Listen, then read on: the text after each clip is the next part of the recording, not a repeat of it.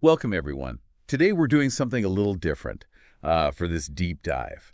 We're diving deep into Stoicism, Nice. but specifically Yeah. looking at Seneca's letters to his friend Lucilius. Interesting. And these letters, Mhm. they're not like these big philosophical treatises, Right. They're more like these conversations between two friends Yeah. trying to figure out how to live a good life Exactly. and offering each other advice. Yeah, I think what's so cool about them Yeah. is that they're so practical. Yes. And Seneca's not just talking about theory here. Right. He's actually dealing with real life stuff, Yeah. giving Lucilius advice on friendship, Yes. fear, Mm-hmm. wealth, Yep. wisdom. It's all in there. It's all in there. And even throws in a little humor sometimes, Yeah, he does. which makes him surprisingly relatable Totally. even all these years later. Yeah, I agree. One of the first things that really jumped out at me was how much emphasis Seneca puts on choosing friends wisely. Oh, yeah, he's really big on that. He's like really adamant about judging character before offering trust. He really is. You know what I mean? I do. It's not about Right. just anyone you meet can be your close friend. Yeah, he doesn't want Lucilius to just jump into friendships without really thinking about it first. Right. He's saying you need to understand the person Yeah. before you bring them into your inner circle. It's got to be deeper than that. It does. It can't be like those superficial connections or Yeah. just because it's socially advantageous. Yeah. Totally. For Seneca, it's about shared values Absolutely. and really understanding each other's character. It's about that genuine connection. Yeah. It's not about climbing the social ladder. Right. It's about finding people who you truly connect with. And he actually says we should talk about the person themselves, Yes. not just gossip about them. I love that. It's like he's giving us this blueprint for building meaningful relationships. I think so too. And that feels so relevant today, especially with Absolutely. all this social media stuff Right. that kind of pushes us towards these superficial connections. Definitely. And then there's this great analogy Oh, yeah. where he compares absorbing the works of great thinkers Okay. to like digesting food. Interesting. So he argues it's better to really deeply engage with just a few profound ideas than to just kind of skim over Yeah. a ton of different things. Superficialist. Superficially, exactly. That makes sense. It's quality over quantity, right? Yes. And not just in reading, but in friendships too. I like that. It's making me think about the people I surround myself with Oh, yeah. and the impact they have on my life. For sure. And then Seneca goes on to say that friendship is also a source of strength Oh, interesting. and self-reflection. Okay. And he even tells Lucilius Yeah. to treat himself as his own best friend. So this idea of self-reliance, Yeah. which is central to Stoicism, Yeah. it's about trusting your own judgment. Your own values. Yeah, exactly. Your own inner compass. Yeah, you got it. Which actually leads perfectly into Yeah. another theme that stood out to me. Yeah. Seneca's perspective on fear Okay. and hardship. Mm-hmm. He argues that fear actually amplifies problems, It does. making them seem scarier than they really are.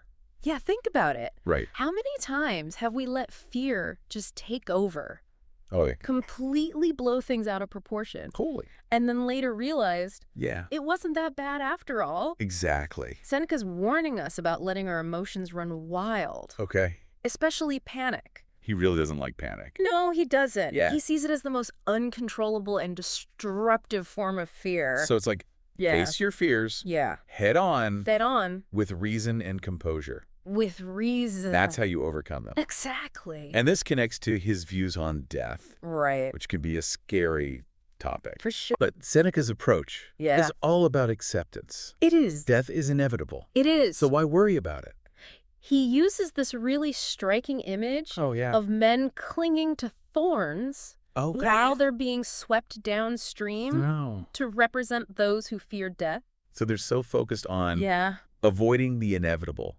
Yes. They miss out on actually living. They're missing the journey. Right. Yeah. Like they're too busy fighting the current Yeah. to enjoy the scenery. Exactly. He even calls Stoics conquerors of fear. I like that. And he tells this story Oh, does he? about Musius Scaevola, Okay. who held his hand in a fire Wow. to prove a point. That's intense. I know, right? That story really embodies the Yeah. Stoic ideal of courage and resilience. Absolutely. It's about mastering your emotions. Instead of letting them master you, You got it. which feels super relevant today. Yeah. In our world, like everything's going so fast. It is. and there's so much to worry about. Absolutely. So yeah, I think that's a good place to stop for today. Okay, sounds good. Yeah, it can definitely feel overwhelming sometimes. Totally. So moving on from fear. Okay. Seneca's views on fear and death kind of lead naturally into his ideas about wealth and possessions. Yeah, I see that. So what stood out to you about his perspective on those things? Well, one of the things that's super fascinating is how much he emphasizes internal wealth Okay. over external possessions. That's interesting. Yeah, it's an idea that feels incredibly relevant Yeah, in our materialistic society. for sure. He argues that our basic needs, Yeah, they're actually pretty easy to meet.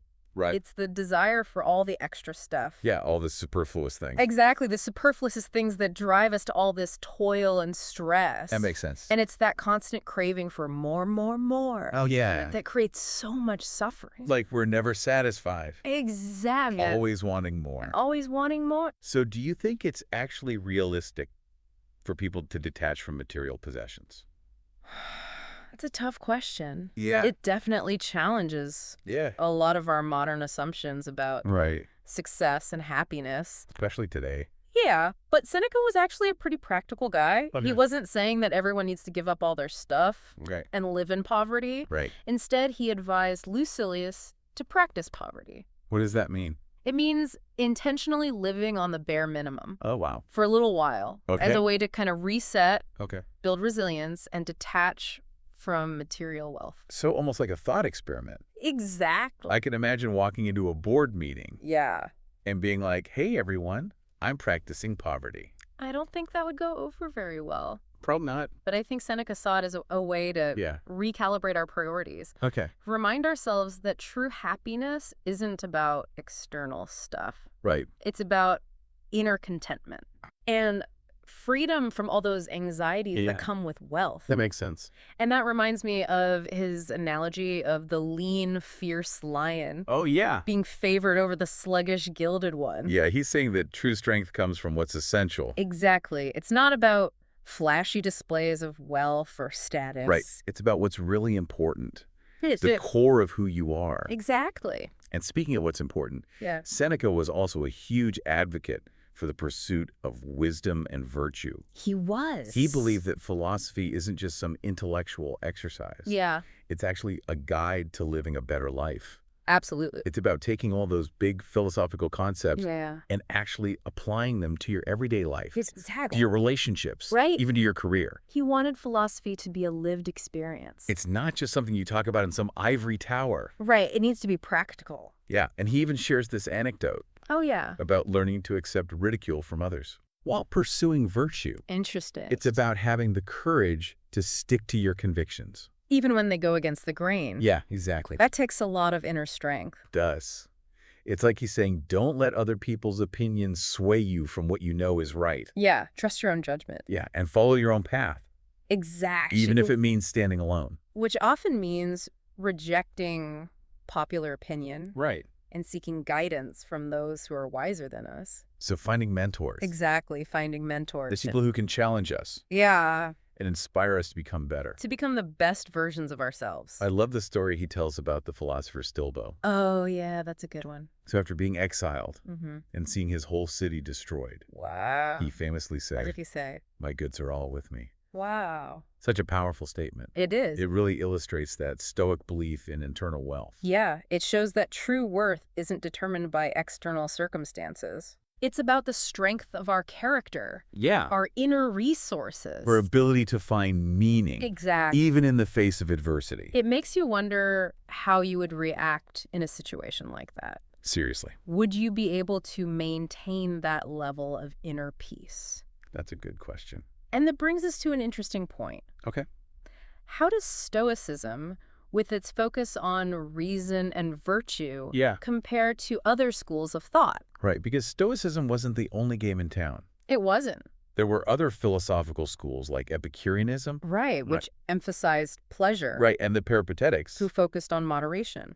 right. And Seneca actually engages with these other schools in his letters. He does. It's not like he's just preaching Stoicism in a vacuum. Right, he's actually having a dialogue Exactly. with other ideas. And he even quotes Epicurus, Really? the founder of Epicureanism, Wow. several times in his letters. That's pretty open-minded. It is. It shows that even seemingly opposing philosophies can offer valuable insights. So what's the key difference then? Well, while Epicureans were all about seeking pleasure and Peripatetics were advocating for moderation, Right. Stoics were aiming for something more radical. Oh. What's that? Complete freedom from passions? Whoa! Yeah, that's a bold claim, right? To be completely free from emotions. That's completely free. That's wild. So how did he reconcile that with the reality of being human? Yeah. Because we all have emotions. We do. That's part of being human. You acknowledge that. Okay. But he saw emotions as something to be mastered, not indulged. Interesting. He used the analogy of a disease that needs to be completely eradicated, not just managed. So it's about recognizing the power of our emotions, but not letting them control us.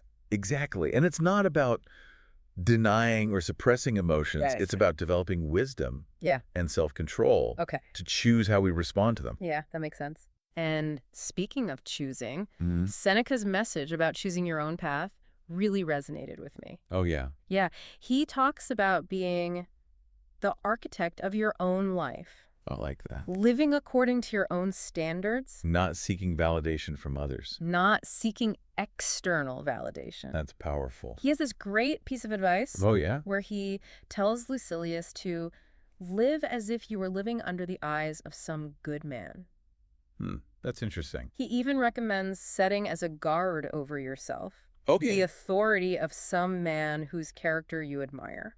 It's almost like choosing a role model. Exactly like choosing a role model. Someone whose values you respect. Yes. And using their example as a guide. As a guide. Until you develop your own inner compass. Until you find your own way. It's not about blindly following someone else. Yeah. It's about seeking inspiration. And guidance. On your own journey. On your own journey of self-discovery. And it highlights the fact that this pursuit of virtue, this journey of self-improvement, it's a lifelong process. It is a lifelong process. It's not about reaching some state of perfection. No. It's about constantly trying to become better. Striving to be better. And he makes this really profound statement. Oh, yeah. He says, there is no fixed count of years. You don't know when death will come, so be ready for it everywhere. Wow. That's a powerful reminder. It is. To live each day with intention and purpose. And purpose. To make the most of the time we have. Seneca was very aware of the fleeting nature of time. He was. He saw each day as a precious opportunity to learn, to contribute something meaningful to the world. And that leads us to his thoughts on how we handle challenges. Right. And difficult people. We all encounter them. Yeah, we all have those people who test our patience. Absolutely. And push our buttons. So what did Seneca have to say about that? What did he say? He was a big advocate for patience, forgiveness, and understanding. That's hard. It is hard. Especially when someone's really getting under your skin. Yeah, but he reminds us that everyone's fighting their own battles. Right. Everyone's facing their own challenges. Everyone's got their own stuff going on. Exactly. And we should approach others with compassion. In empathy. It's easy to forget that sometimes. It is. When you're caught up in your own perspective. Right. He even goes so far as to say, the good man will, in company with his fellow sage, confirm the truth of that most sweet and honorable proverb, always desiring and always refusing the same things. Wow, that's a mouthful. It is. What do you think he meant by that? I think he was talking about finding common ground. Even with people who seem totally different from us. Right. It's about recognizing our shared humanity. Yeah. And remembering that we all ultimately want the same things. Okay. Happiness, connection. Meaning, so it's about focusing on those shared values. Right. Rather than getting stuck on our differences. Exactly. It's about choosing to see the good in others. Even when they're making it difficult. Which can be really hard. It can be. But Seneca also cautions us against letting the opinions of others derail us. Yeah. Especially when we're on that path of virtue. Yeah, he reminds us that true validation comes from within. Right. From knowing you're living in accordance with your values. Yeah, your own values. And principles. So it's about finding that inner strength. And confidence. To stand by your convictions. Yes. Even when they're unpopular or misunderstood. Exactly. And he uses this brilliant analogy to illustrate that point. Oh, yeah. He compares a wise man to a soldier who can calmly hunt for trifles along his way. Okay. But when the trumpet sounds, He drops all those distractions and focuses on the serious business. So prioritizing what truly matters. Prioritizing what matters. And not letting all the noise distract you. Exactly. Choose your battles wisely. Right. And Seneca also reminds us that loss is inevitable. He makes this incredibly poignant statement. Oh, yeah. He tells Lucilius that the wise man is not distressed by the loss of children or of friends, for he endures their death in the same spirit in which he awaits his own. Wow. That's powerful. That's heavy. It speaks to that Stoic idea of acceptance. Yeah. It's about understanding that loss is painful, Yeah. but it's a natural part of life. It's part of the human experience. It is. It's not about denying our emotions. Right.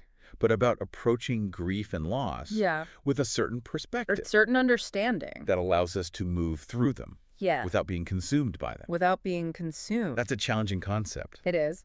But it also feels kind of liberating. It does. It reminds me of that saying, pain is inevitable, suffering is optional. Oh, that's a great way to put it. So moving on to something a little bit more controversial. Okay. We need to approach this with sensitivity. Yeah. And awareness of the historical context. Yeah. Seneca's perspective on suicide.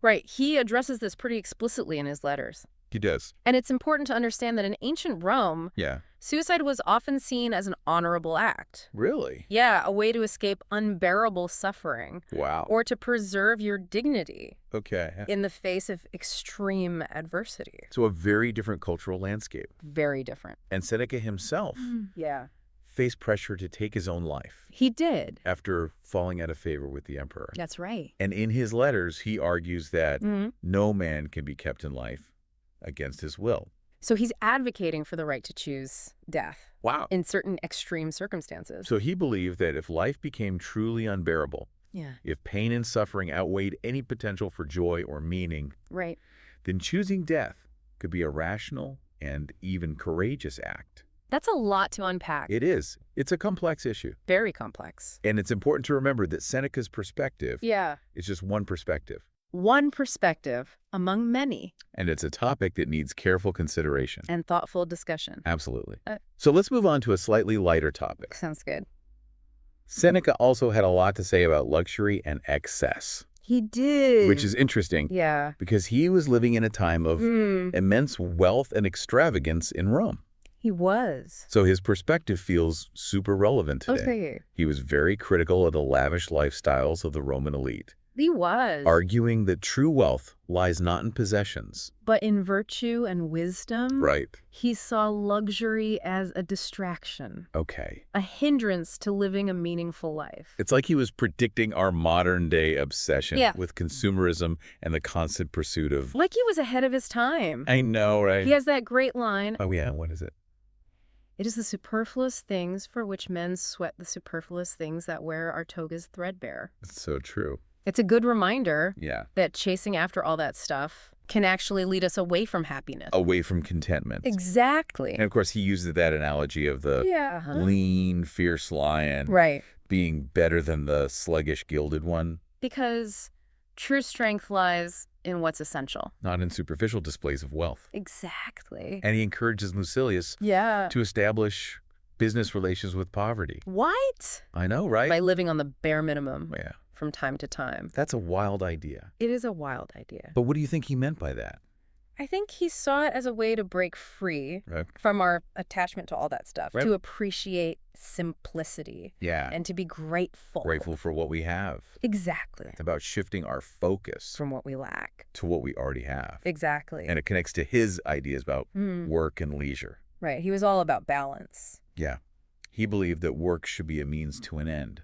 Yeah. A way to support yourself. And contribute to society. But it shouldn't consume your whole life. Exactly. He emphasized the importance of making time for leisure. For relaxation. For pursuing your passions. For enjoying life. And he distinguishes between leisure and idleness. Oh, right. It's not just about sitting around doing nothing. It's not about being lazy. Right. It's about active engagement. Okay. In activities that nourish your mind and soul. So using your free time. To enrich your life. To enrich your life. And contribute to your well-being. Exactly. It's about finding that balance between work and leisure. Creating a life that's both meaningful and enjoyable. A life that allows you to fulfill your potential. But also have time for rest and rejuvenation. That's the key. Yeah.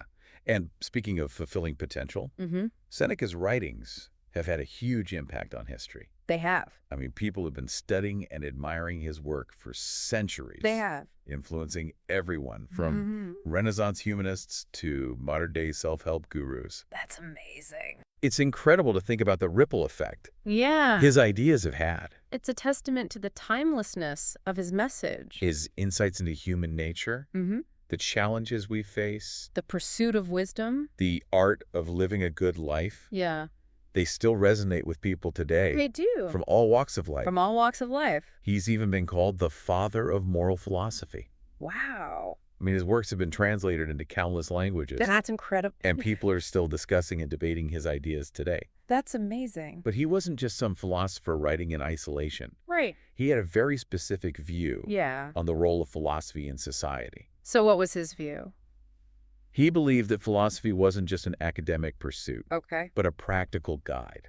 A practical guide to living a better life. Exactly. So it's not just about theories and concepts. Right. It's about actually applying those ideas To real life. to make a real difference, He saw it as a tool for personal transformation, a way to cultivate virtue, to develop resilience to find meaning and purpose. in a world that can often feel Chaotic overwhelming. and unpredictable. Right. And he even criticized those philosophers Oh, yeah. who spent all their time Yeah. debating abstract concepts Mm-hmm. without ever applying those ideas to real-life situations. So they weren't walking the walk. Exactly. He believed that true philosophy should be lived. Not just talked about. And that's a message that I think still resonates with people today. It does. In a world that's so often driven by Yeah. superficiality and materialism, And instant gratification. Seneca reminds us, That true fulfillment comes from cultivating our inner world, from developing our character, from living in alignment with our values, it's about walking the walk. not just talking the talk. And that brings us to Seneca's view of human nature, Okay. which was pretty complex. It was. He recognized that we're all capable of both great good, And great evil. liked, He believed that reason is what sets us apart. from other animals. And that it's through reason that we can overcome our baser instincts Our more primal as urges. a virtuous life. But he also acknowledged Yeah. that our reason is often in conflict Yeah. with our emotions, Our desires. our fears. Yeah, it's a constant battle. So he emphasized the importance of Self-control. discipline. He believed that through practice and effort, Yeah. we can learn to master our emotions Resist temptation. and make choices that are in line with our values. So it's not about denying our emotions, Right. but about learning to manage them To channel them in productive ways. and recognizing that we have the power to choose Yes. how we respond to challenges, To setbacks. to difficult people. To everything life throws at us. We can choose to react with anger, Fear, resentment, despair, or we can choose to respond with passion, understanding. resilience. It's about taking responsibility, for our own thoughts, our own emotions, our own action. and it's about recognizing that true freedom Yeah. comes from within, From mastering our own minds. from choosing to live in alignment with our values. And that leads us to Seneca's ideas about finding meaning and purpose in life. Yeah, a question that has fascinated philosophers for centuries. He believed that each of us, Has a unique role to play, in the grand scheme of things, and that our purpose is to live in accordance with nature. and to contribute to the well-being of humanity, He saw virtue as the key. to finding that meaning and purpose. And he argued that by living a virtuous life, By cultivating wisdom, Trees. courage, temperance, we can fulfill our potential. and make a positive impact on the world. He even encourages us to contemplate the universe Wow. and to see ourselves as part of something larger than ourselves. That's a powerful thought. It is, It's humbling. but it's also empowering, It reminds us that our actions no matter how small, can have a ripple effect. on the world around us. And Seneca also had some interesting things to say about the relationship between the mind and body. Oh, yeah, they're deeply interconnected. He believed that the body is a vessel for the soul, Okay. and that we have a responsibility to care for both. Our physical and mental well-being. He advocated for a balanced approach to health.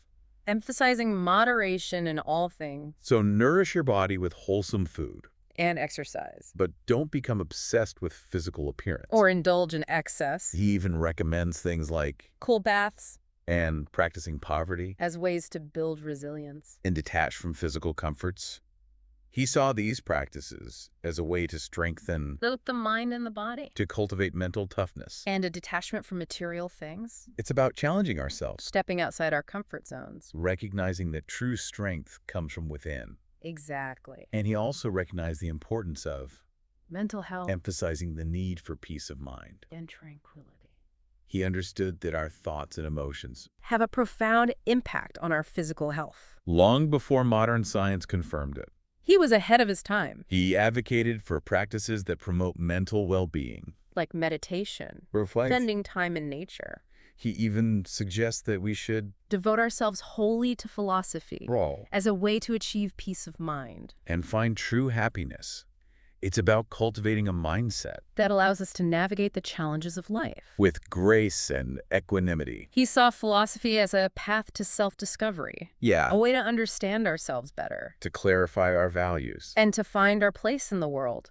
And one of the things that makes Seneca's writing so compelling is his use of vivid imagery and metaphors. He was a master of language We had a knack for taking complex philosophical concepts. and making them relatable and memorable. Do you have a favorite example?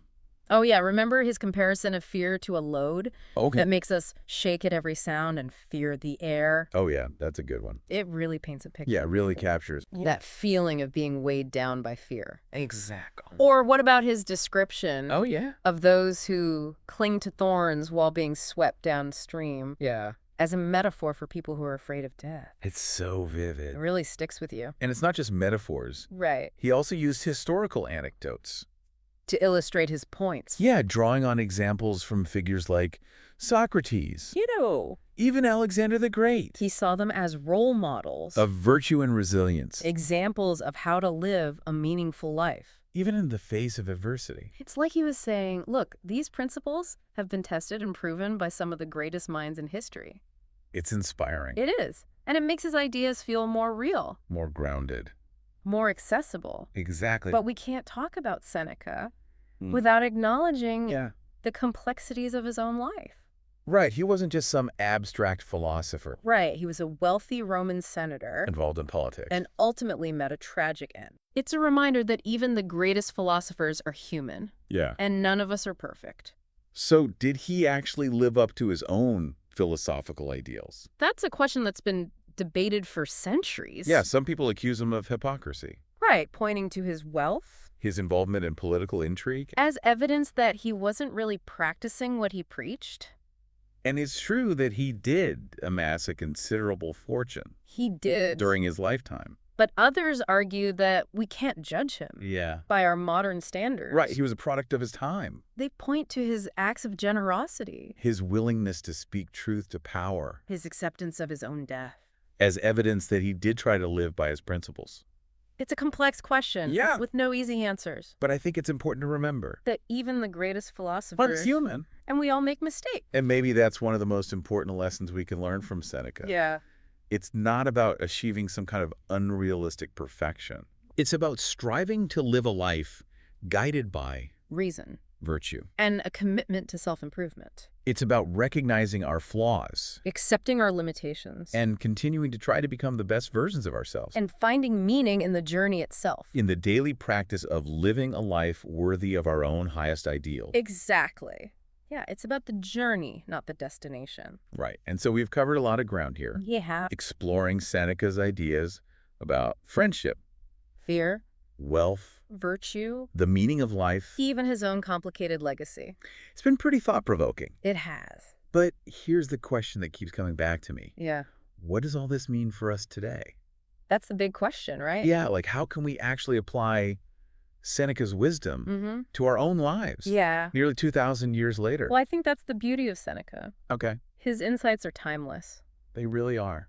And we can start by following his advice Okay. about choosing our friends wisely, By surrounding ourselves with people. who uplift us. And challenge us to grow. Exactly. It's so easy to get caught up in the whirlwind of social connections, It is. especially today. Especially today. But Seneca reminds us, To prioritize quality over quantity right, a few true friends are worth more. than 1,000 superficial acquaintances. And don't forget His advice about facing our fears head on. Oh, yeah, he had a lot to say about fear. He did. Remember how he compared fear Yeah. to a magnifying glass? It distorts our perception. Makes problems seem bigger than they are. That really resonates with me. Yeah. I remember when I was Yeah. absolutely terrified of public speaking. Oh, yeah. We've all been there. I was so nervous. Yeah. I could barely breathe. I know that feeling. But I kept thinking about Seneca's words, Yeah. and it helped me to kind of step back Okay. and assess the situation rationally. You did it. I did. Yeah. And I realized Yeah. it wasn't as scary as I was making it out to be. Exactly. And I think that's what Seneca's trying to teach us. To not let fear paralyze us. To look at our fears Yeah. with a clear mind And then respond with courage and composure. instead of just panicking. And when it comes to wealth and possessions, Mm-hmm. Seneca's message feels especially relevant today.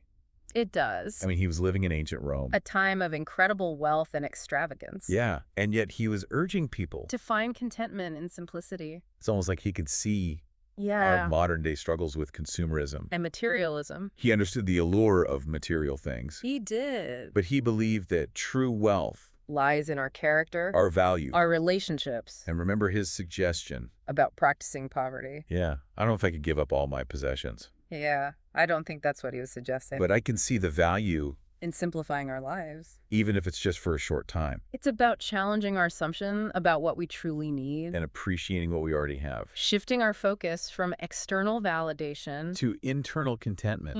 Exactly. Which brings us back to Seneca's core message The pursuit of wisdom and virtue. as the path to true happiness, He saw philosophy as a way of life, not just some abstract intellectual pursuit. a practical guide to living a better life, He's challenging us to take these timeless principles and apply them to our daily lives, to our relationship, to our work. to everything. So as we wrap up this deep dive into Seneca's letters... I have a question for you, Okay. our listener. Yeah. What area of your life could benefit most from a little Stoic wisdom? Are you struggling with fear? Are you feeling overwhelmed by the desire for more? Are you searching for a deeper sense of meaning and purpose? Seneca's insights offer guidance and inspiration They remind us that we have the power to choose how we respond to challenges, to cultivate inner strength and resilience. to live lives filled with purpose and meaning. So go back and reread Seneca's letters. See what speaks to you. Explore his ideas further. And as Seneca so wisely said,